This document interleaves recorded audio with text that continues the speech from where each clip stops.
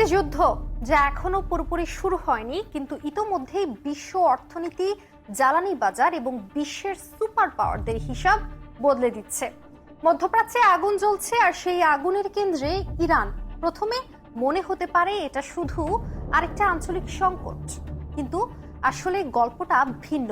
কারণ এই সংকট দেখাচ্ছে যে সিস্টেম দিয়ে যুক্তরাষ্ট্র এতদিন বিশ্ব চালিয়েছে, সেই সিস্টেমই এখন চাপে পড়ছে। অর্থাৎ এই সংকটের মাধ্যমে প্রথমবারের মতো যুক্তরাষ্ট্রের প্রভাবকে সরাসরি চ্যালেঞ্জ করা হচ্ছে, তাও যুদ্ধ ছাড়াই।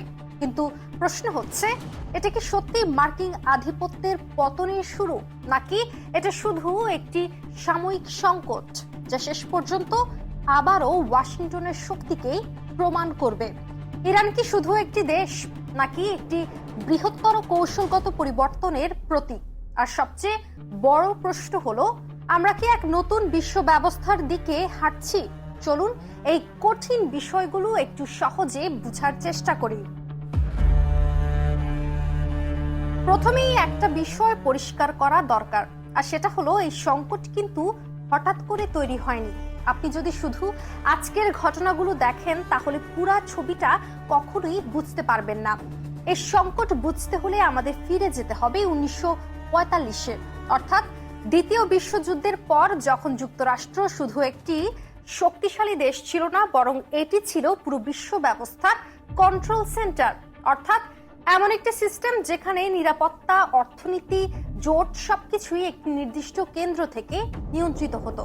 আর সেই কেন্দ্র ছিল ওয়াশিংটন, যেখানে গঠন হয় ব্রেটন উডস সিস্টেম, অর্থাৎ যেখানে ডলার হয়ে ওঠে বৈশ্বিক রিজার্ভ মুদ্রা। এরপর গড়ে ওঠে ন্যাটো জোট, যা ইউরোপের সামরিক নিরাপত্তা নিশ্চিত করে। আর সবশেষ মধ্যপ্রাচ্যের তেল চুক্তি হয়, বিশেষ করে সৌদি আরবের সাথে সম্পর্ক গড়ে ওঠে। আর এই তিনটি স্তম্ভ তৈরি করে একটি ট্রায়াঙ্গেল অফ পাওয়ার, অর্থাৎ সামরিক শক্তি, অর্থনৈতিক নিয়ন্ত্রণ এবং জ্বালানি নিরাপত্তা। এবার ভাবুন, যদি আপনি এই তিনটির ওপর নিয়ন্ত্রণ রাখেন, তাহলে কি আপনি বিশ্ব রাজনীতিকে প্রভাবিত করতে পারবেন না? আর এটাই করেছে যুক্তরাষ্ট্র। তাছাড়া আপনারা কি কখনো ভেবেছেন কেন মধ্যপ্রাচ্য এত গুরুত্বপূর্ণ? কারণ খুব সহজ, তেল মানেই ক্ষমতা, আর সেই ক্ষমতার উপর নিয়ন্ত্রণ মানেই বিশ্ব রাজনীতি নিয়ন্ত্রণ। কিন্তু কিভাবে? সহজ করে বললে, যার হাতে টাকা, সেনাবাহিনী আর তেল, তার হাতেই ক্ষমতা। আর এই তিনটি তখন ছিল যুক্তরাষ্ট্রের হাতে। এখন আসি ইরানে। 1979 সালের ইসলামিক বিপ্লবের পর ইরান একদম ভিন্ন পথ বেছে নেয়, যেখানে তারা যুক্তরাষ্ট্রপন্থী শাসন থেকে বেরিয়ে আসে, নিজস্ব আঞ্চলিক প্রভাব তৈরি শুরু করে এবং বিভিন্ন জায়গায় মিত্র গড়ে তোলে। যেমন লেবাননে হিজবুল্লাহ, ইয়েমেনে হুতি এবং ইরাকে বিভিন্ন মিলিশিয়া গ্রুপ। যদিও এগুলো সরাসরি ইরানের সেনা না, কিন্তু ইরানের কৌশলের অংশ। এখানে একটি গুরুত্বপূর্ণ বিষয় হলো, ইরান সরাসরি যুদ্ধ না করেও তার প্রভাব বিস্তার করতে পারছে। এটাকে বলা হয় অ্যাসিমেট্রিক ওয়ারফেয়ার বা প্রক্সি স্ট্র্যাটেজি। এখন প্রশ্ন হলো, যদি একটি দেশ সরাসরি যুদ্ধ ছাড়াই একাধিক ফ্রন্টে প্রভাব তৈরি করতে পারে, তাহলে কি সেটি দুর্বল, নাকি কৌশলগতভাবে শক্তিশালী? এখানেই আসছে সবচেয়ে গুরুত্বপূর্ণ বিষয়, আর সেটা হলো, এটা কিন্তু প্রচলিত কোনো যুদ্ধ না। বিশ্বের সবচেয়ে বাস্তব প্রভাবের জায়গা হলো গ্লোবাল সাপ্লাই চেইন। বিশ্বের বাণিজ্য কয়েকটি গুরুত্বপূর্ণ পয়েন্টের উপর নির্ভরশীল, যেমন হরমুজ প্রণালী, বাবেল মানদেব বা লোহিত সাগর। বিশ্বের প্রায় 20% তেল হরমুজ দিয়ে যায়। এখন যদি এই রুটে অস্থিরতা তৈরি হয়, তাহলে শিপিং খরচ বাড়ে, বিমা প্রিমিয়াম বেড়ে যায়, পণ্যের দাম বাড়ে, যা শুধু অর্থনীতির তত্ত্ব না, বরং এটি সরাসরি সুপারমার্কেটে আপনার বিলও বাড়িয়ে দেয়। এখন প্রশ্ন হচ্ছে, এই বাণিজ্যিক পয়েন্টগুলোতে চাপ তৈরি করে কারা লাভবান হয়? মূলত লাভবান হয় তারাই যারা বিকল্প রুট বা শক্তির উৎস তৈরি করতে পারে এবং প্রতিপক্ষের অর্থনীতিকে ধীর করতে চায়। আর এখানেই ইরানের কৌশল স্পষ্ট হয়ে ওঠে। এখন আপনাদের একটা প্রশ্ন করি, যদি সরাসরি যুদ্ধ না করেই একটি সুপার পাওয়ারের অর্থনীতি ও সাপ্লাই চেইনকে চাপে ফেলা যায়, তাহলে কি সেটাকে যুদ্ধ বলা যাবে না? এখন আসে আরেকটা গুরুত্বপূর্ণ জায়গায়, পশ্চিমা জোট।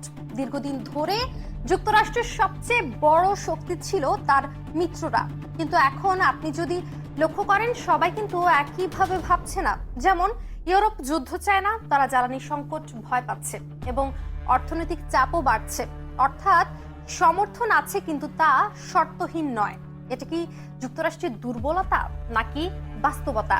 ন্যাটোকে আমরা প্রায়ই একক ব্লক হিসেবে দেখি, কিন্তু বাস্তবে এটি একটি alliance of interest, alliance of ideal নয়। যেখানে জার্মানি শিল্প ও জ্বালানি নিয়ে বেশি চিন্তিত, ফ্রান্স স্ট্র্যাটেজিক অটোনমি চায়, আবার পূর্ব ইউরোপ রাশিয়া ইস্যুতে বেশি সংবেদনশীল। তাছাড়া ইউক্রেন যুদ্ধের পর ইউরোপের গ্যাস নির্ভরতা প্রশ্নে পড়ে, অর্থনৈতিক চাপ বেড়ে যায় এবং জনগণের অসন্তোষ বাড়ে। তাই এখন তারা প্রতিটি নতুন সংঘাত কস্ট বেনিফিট হিসেব করছে। সহজভাবে ন্যাটোর সমর্থন তো আছে, কিন্তু আগের মতো অন্ধ সমর্থন নেই। আগে যুদ্ধ মানেই ছিল সেনাবাহিনী, আর এখন জ্বালানি নিজেই একটি অস্ত্র। যেমন তেলের দাম বাড়লে মুদ্রাস্ফীতি বাড়ে, গ্যাসের ঘাটতি হলে শিল্প থেমে যায়, আর সবশেষ জ্বালানি অনিশ্চয়তা রাজনৈতিক অস্থিরতা তৈরি করে। 1973 সালের তেল সংকট মনে আছে? ওপেকের সিদ্ধান্ত পুরো পশ্চিমা অর্থনীতিকে কাঁপিয়ে দিয়েছিল। আজকের পরিস্থিতি আরো জটিল, কারণ গ্লোবালাইজেশন বেশি, সাপ্লাই চেইন আরো সংযুক্ত, বিকল্প জ্বালানি এখনো পুরোপুরি প্রস্তুত না। অর্থাৎ একটি ছোট আঞ্চলিক সংকট পুরো বিশ্ব অর্থনীতিকে নাড়িয়ে দিতে পারে মুহূর্তেই। এখন আসি সবচেয়ে গুরুত্বপূর্ণ বিশ্লেষণ নিয়ে। অনেকেই বলছে মার্কিন সাম্রাজ্যের শেষ, কিন্তু তথ্য কি বলছে? যুক্তরাষ্ট্রের সামরিক ব্যয় এখনো বিশ্বের সর্বোচ্চ, ডলার এখনো 50% বেশি বৈশ্বিক রিজার্ভ, তাছাড়া প্রযুক্তি, এআই, সেমিকন্ডাক্টর, ডিফেন্স তো আছেই। অর্থাৎ শক্তি এখনো আছে, কিন্তু তাহলে পরিবর্তন কোথায়? পরিবর্তন হলো চীন অর্থনৈতিক বিকল্প তৈরি করছে, রাশিয়া জ্বালানি ও নিরাপত্তা অক্ষ তৈরি করছে, আর আঞ্চলিক শক্তি নিজস্ব প্রভাব বাড়াচ্ছে। এটাকে বলা হয় মাল্টিপোলার ওয়ার্ল্ড অর্ডার, অর্থাৎ যে বিশ্বে একটি কেন্দ্র নয় বরং থাকবে বহু কেন্দ্র। তাহলে আমরা কি দেখছি? একটি সাম্রাজ্যের পতন নাকি একটি নতুন বিশ্বের জন্ম? ইরান সংকট আমাদের দেখাচ্ছে শক্তির খেলা বদলে যাচ্ছে। একটি দেশ সবকিছু নিয়ন্ত্রণ করবে এমন সময় হয়তো শেষের দিকে, কিন্তু এই নতুন বিশ্ব কি শান্ত হবে নাকি আরো জটিল? সেটাই এখন সবচেয়ে বড় প্রশ্ন।